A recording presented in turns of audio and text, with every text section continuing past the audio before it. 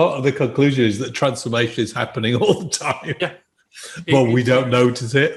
Yeah, well, I mean, babies transform, don't they, constantly? Really quickly. Yeah. The best example of transformation is the life cycle of a butterfly, isn't it? Yeah. Yeah. Exactly. Caterpillar to pupae to emerging, and lots of insects have these cycles, and we have them as well. Yeah. Yeah. Exactly. When you get past 18 or 20, then knowing what they are is a different story. And actually, in the work of being a magician mystic, it is to constantly reframe and redevelop who you are. It means you're not a sitting target, basically. Yeah. Based on where you are now and where the next quantum leap is going to be. And magicians attack you on what they think you are, not what you are as well. Yeah, exactly. Which is really fun to watch sometimes. Just keep changing. Keep on tracking. It's like breathing. It's not breathing is not an option really. No, exactly. I haven't managed the Etherian one, have you? Sort of just breathing and all the rest of it. No. I'm a red winearian. Beerarian. You'll just be an Aryan, I suppose, can't you? It's hard to race. I found out today that there's a station on the underground, right? It has a swastika design into the floor. Really? Looking hall, yeah. It's not really 36 or 37. Yeah. Herr Hitler. Not the problems in Europe, in the world. Not the Hindo version. Yeah, well, I get confused as to which way around that's supposed to go anyway. It depends on your point of view on things as well. It's actually the revolution around the pole star. Which is, of course, the symbol that Crowley used for the pole star, for the fall. Is the swastika, because of course in 1920 it's a thousands of years old symbol. Yeah, I know it was kind of misappropriated by. Yeah. So I mean, he's trying to do the danger of doing holistic stuff. Yeah, exactly.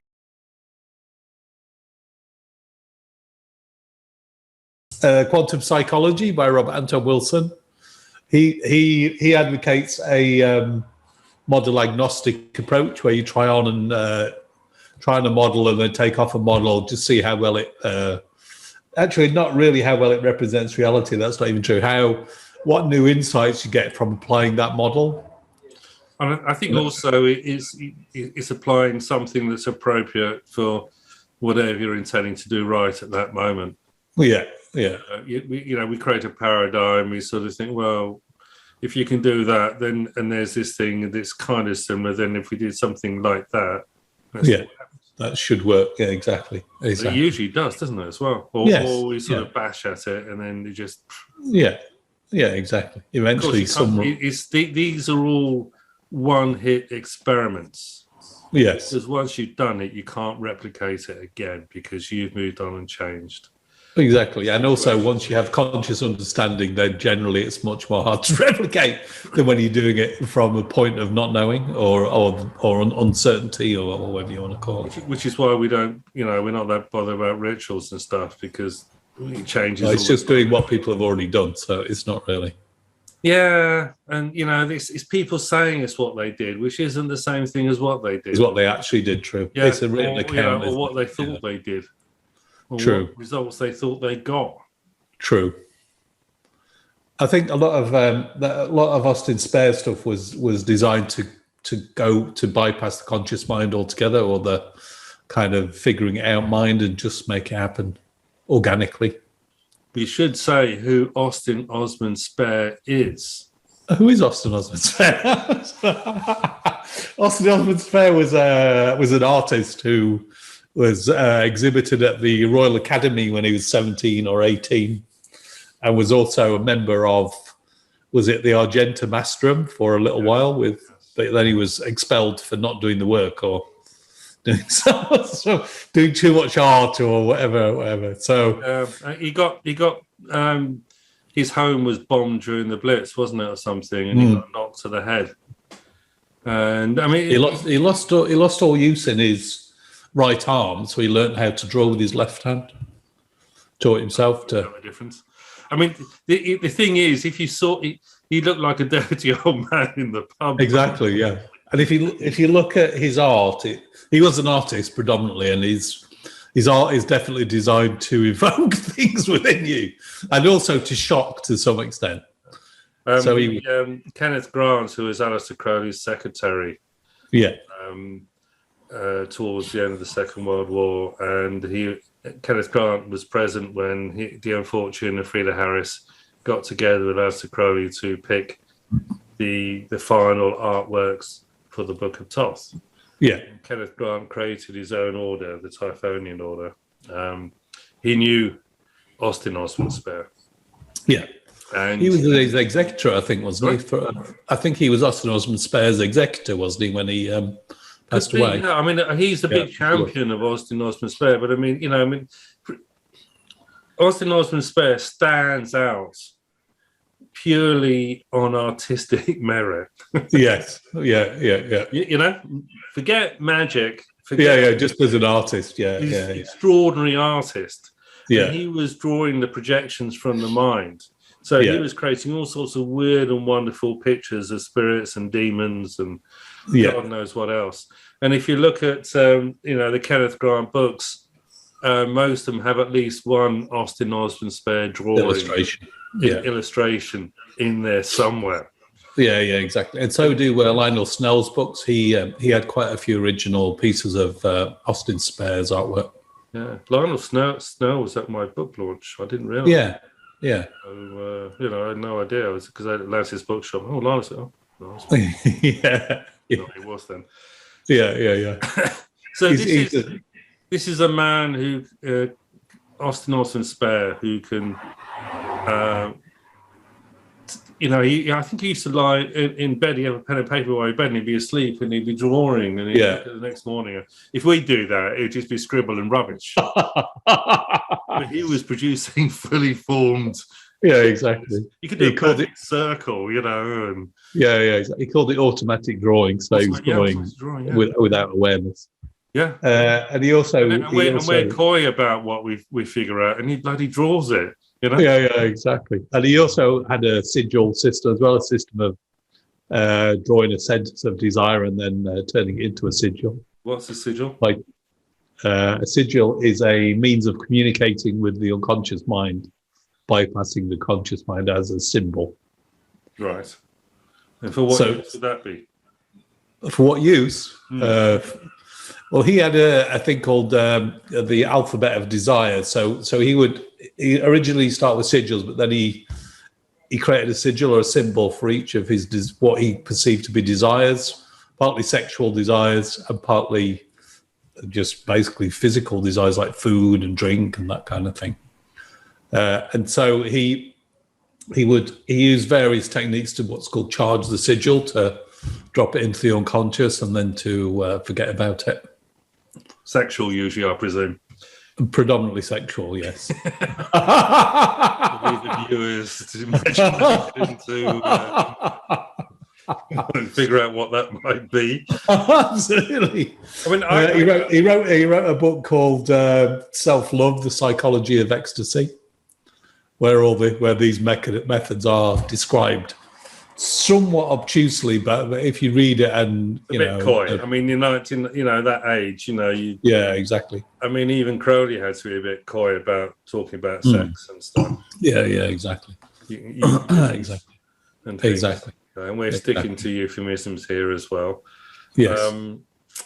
I have an issue with this idea of contacting the unconscious, because you can't not contact. No, I know. I think it's more going past the conscious mind, because the conscious mind only ever has conscious mind, i.e., what you're thinking, is only a very limited portion of your whole self, if that makes sense. So one different way of describing what we're describing, wasn't very good English, was it? Is we're increasing the size of the conscious mind to become So the conscious mind is the unconscious. Yeah. It's a unity. There's essentially no difference between the two. That's what so so you are the unconscious.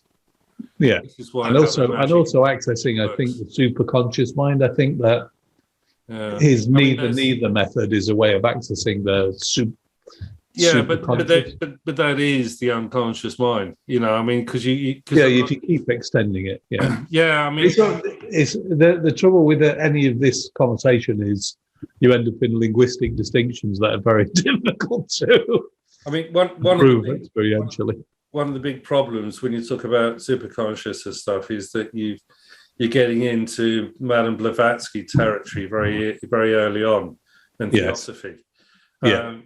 What you have to, because they have these angelic deva levels and all these kind of things going on, everything else. What you have to understand is that Madame Blavatsky did the spiritual version of Darwinism. Which is why you have these levels. Higher states of consciousness is very much a Darwinian kind of concept. Evolve. So we're talking about evolution and change. I hadn't thought of this. We said, we do. We didn't talk transformation. We didn't say evolution. We said transformation. Different subject.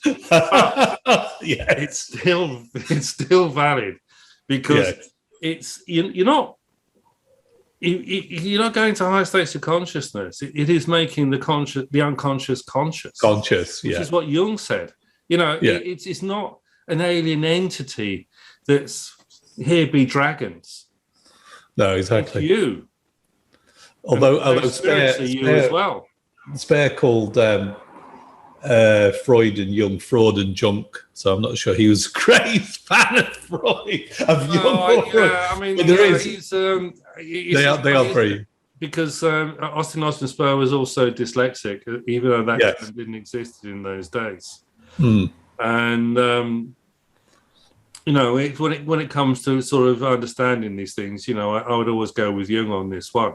But Jung was an incredible artist in expressing the unconscious as well too. Yeah, exactly. He did it in a much more formulaic way. Yeah. When I say formulaic, he basically, because he noticed that when patients were undergoing therapy, and he gave them crayons and paint and stuff as part of that therapy, at some point they would inevitably draw a cross with a circle. Which is the symbol of wholeness. Yes. Which is what on the tarot cards. There we are. There's one. There's that one. That's the cross with a circle. The rose cross, Rosicrucians. And so you can consciously develop that into that kind of thing with the 22 petals and there's the cosmic cube and there's all these things. Or you can be a patient and just draw a nice square in the cross. Exactly. And colour it in and things. They are universal experiences to some extent as well. There is a level of, especially on the symbolic level, there are some kind of, or seem to be some universals in the way the brain works. But Osman Spare wasn't doing that, was he? He was just weird shit. If you have Kenneth Grant's books, you'll have seen Austin Osman Spare's and Kenneth Grant and his wife also. They're talented artists in their own right. And they would actually express these things. Exactly. The symbolism in a particular way as well. So it's like Alistair Crowley, he's a poet. How well you think of him as a poet? He's still a poet. He wrote a lot of poetry. Exactly. I haven't written any. God, if I start, there's still time to write poetry. There is, in my busy schedule. That's right. 10 minutes poetry a day. Ode to a seaside business. That's right. Anyway. So sigils, yeah. If you want to experiment with the transformation, then you can create a short statement of desire. Do it very intentionally, I would say. There's two different forms. One is my wish to, or the other is it is my will to. The will one is more Crowleyan, I would say, and the wish is more Sparian, if you want to make that distinction. And then take out all the duplicate letters, draw it into a shape based on the remaining letters, and then charge it, which we'll leave for another day. But that's the basic method. You can actually abstract it even further. The way to really make these sigils work is that when you look at it a day or a week later, you can't remember what the hell that was about. Because there's this thing about, we haven't talked about, but there's this thing about forgetting. Yes. You kind of do it and then you go off and do something else. Yeah. You don't dwell on it and wonder, is this going to No, exactly. That's what I meant before about bump and then. Yeah, you want to avoid the "are we nearly there yet?" Yes. Yes. Which is kind of that's a common magician's malaise. Well, yeah, exactly. Are we nearly there yet? It's what 5-year-olds do in the car. 2 minutes after a 10-hour journey into it. They start. That's right. Play with your iPad. You know, are we nearly there yet? Exactly. This is what they do these days, isn't it? Yeah. It's and the thing is that it very rarely comes out the way that you think it will. Yeah. And if it does, that's a bit weird, actually. I mean, because the magicians who do the external thing would say, "Oh, well, that's a result because exactly how I said." Yeah. But that's not what happens. No. It's more a matter of when these things work, you know that it's worked, even though it wasn't what you'd actually written in there. It kind of comes out in a way that is what you really wanted is maybe one way of expressing it. The words kind of fail in this environment because it's an experience. What you think you want isn't really what you need either. Yeah, no, exactly. As your parents no doubt told you. Yes, fairly frequently. You've all been there. So this is the interesting thing: is that you're growing into something you don't know what, and sometimes you don't even feel that different. You just kind of see things a bit differently. See as in aware of. You're not suddenly seeing different colours. Then you should go to an optician. But it's somehow you perceive. It's hard to explain. Yeah, it is. Your perception changes. Yeah, definitely. Yeah. And it is kind of, like I said, when you think of a spirit, they appear. Yeah. So be a bit careful. I mean, in the Enochian system, the angels dictated the names of the angels backwards. Yeah. So they wouldn't manifest. Yeah. So there's a... Yes, we'll have to do one on Enochian. I was talking to Bart about that, and he got a bit panicky. He said, "Oh, we have to do 10 chapters of the videos or something." I said, "Well, no, we can do it simpler than that." Yeah. It's. I mean, the big problem with the Enochian system is the imposition of the Golden Dawn thing. They did a lot of good things with Enochian. They also did a lot of things that really mess up the system as well. Yeah. And part of it is understanding and finding a way through. Conflicting kind of things that go on as well. Yeah. So I was actually at a book launch at the Freemasons Hall just next to Covent Garden. Yeah. And they had a book launch there for some Golden Dawn books on Enochian magic, written by some people in the Ware-Ra order, New Zealand, And it's a big hall, I mean, because you can actually go into Freemasons Hall. Interesting. You can go in. They just lock up certain parts. You can wander around. You don't even need a pass. You can even go into the library and stuff. Right. Oh, interesting. There's a really big hall there, and there's about 150 people there. And I was with a friend of mine who's a woman. She's a bit scared and stuff.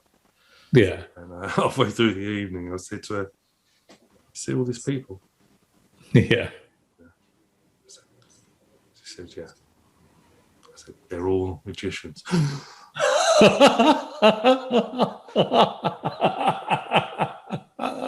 Why would there be otherwise? Absolutely. And in that place. She hangs around the magicians anyway.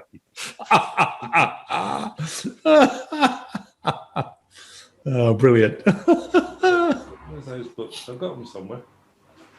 Where do I put them? Yeah, they're definitely there somewhere. Yeah. I've got loads of books. Yeah. I can't remember where I put half the stuff. No. My books are all over the place. So most of them written all over, I have to say. He writes all over his books. Sometimes it's hard to see the words printed with crayons. It's got to be done. Sometimes he's quite proud. He said, "I've only written a bit on this one." It's not good to be too reverential towards books. That's what I figured. He's not.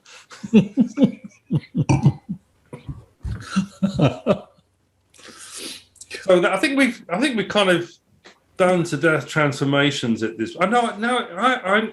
There's my ideas. Those were Graham's ones that came up with. There's nothing wrong with them, but because I was talking about, I had some as well, didn't I? Yes, of course. You go for it. Yes. So there's two really. I mean, it comes back to me going on about the 3 and the 1. Yeah. Because in the Supernal Triangle, Kether, Hukam, and Mina, then you go through the abyss, so-called. Yeah. Dart. And then, because that's going from the plane, because there's 3 points as a plane, to a solid. Yeah. And that's essentially, which of course is Dart on the center pillar. And you go from Kether down to Tipareth, which is the High Priestess. Yeah. So the entire system of magic can be seen because all rituals are done from Tipareth, basically. Yeah. Crowley is big on balance and harmony. You wouldn't believe it from the stuff that from his life. He did what he did. You know, the weird and wonderful sex, magic, drugs, all that kind of stuff. Probably because he was completely centered in Tipareth. Because that's the number 6, the perfect number. 1 + 2 + 3 is 6. 1 × 2 × 3 is 6. Yeah. And so the 3 and the 1, which is 13, which is the path of the High Priestess, which goes from Kether down to Tipareth. So, and it's crossing the desert. Kenneth Grant calls it the Crimson Desert. Yeah. But everything is a manifestation from the supernal into a point. And it's the 3 and the 1, which is 31. So when you see Liber Al, Liber 31, this is all the system. You can do it 13, which is the number of Gimel, the camel going through the desert. And if you look at the High Priestess card at the bottom, it has the platonic solids in amongst the vegetation as well. Yeah. So there is that system of manifestation, which is automatic because it's going from there, it goes down to there. Yeah. You go the other way. Or if Malkuth is in Kether. And then, so Malkuth is basically all the Sephirot are in Kether. 1 to 9 are in Kether, and then manifest in Malkuth. Yeah. After another way, which is where the princesses come in because they're outside the system. Yeah. And they manifest, and you have the Minutum Mundum in Malkuth as well. And you're getting to the area where the 7 palaces are as well. So the manifestation happens there. So when you see a princess in a tarot reading, it's her energy, because the princesses also connect with the pole star, the quadrants around the pole star, and Draco, and all of these things. So in Kabbalistic terms, but this is stuff you go from the top down to Dart, a manifestation on a central pillar, or in Malkuth. Yeah. It's a natural thing. It happens automatically. Yeah. You press the button and it'll do it. Yeah. But where do magicians tell probationers to start from? Malkuth at the bottom. At the bottom. And actually, the Malkuth is totally dynamic. It's not fixed. Because Malkuth is supposed to be where Earth, but it's actually where the 4 elements are. Earth manifests as the 4th element in Malkuth. Yeah. So this is totally dynamic. Completely. We're back to 4 again. Book 4 It's a number of magic. It's Jupiter as well. Yeah. And 4 times 4 is 16, which is, in one way around, you can see it as the Hierophant, which is Taurus, totally solid, Earth. Yeah. But you can also see it as card 16, which is the Tower. Yeah. And the Tower, of course, is the destruction of all of these things. So to transform, you have to take what you have, you break it down, and you put it back together again. That's solved. Yeah. So you're pulling apart, putting it together, which is very much a Gemini thing that's going on in there as well. Yeah. So those processes happen automatically. But if you're trying to come from... You're going the wrong way. Basically, yes. This is how all the magical orders work, backwards. Mm. I mean, there's such a problem that Frater Achad famously turned the Tree of Life upside down. Master Crowley wasn't very impressed. I've solved the problem. You also kind of see these things with the Hangman as well, with what's going on there as well, you see. Yeah. But that's a transformation. That's Bathsheba Ash sees that as, that card as a birth. Yeah. As anything else, because it's a water card. So that's the transformation. I mean, basically, you are at the top. I mean, because you kind of find out, you go through stuff, you were where you started, but now you have the knowledge. Yeah. More grey hairs usually as well. Yeah. So there's that way round of looking at things from a Kabbalistic point of view. Yeah. There's also the 2-disc change, but that's the 2 circles with the yin yang symbols in them as well, and the fire and water, air and earth things that within there. The problem with the 2 of coins change card, that when you see it in a reading, it usually means someone's going around in circles. Right. So when you come to a roundabout in the road, you take a direction, don't you? Yeah. But that's not what they do. Yeah. So you can look like you're changing, but actually you're not getting anywhere at all. Yeah.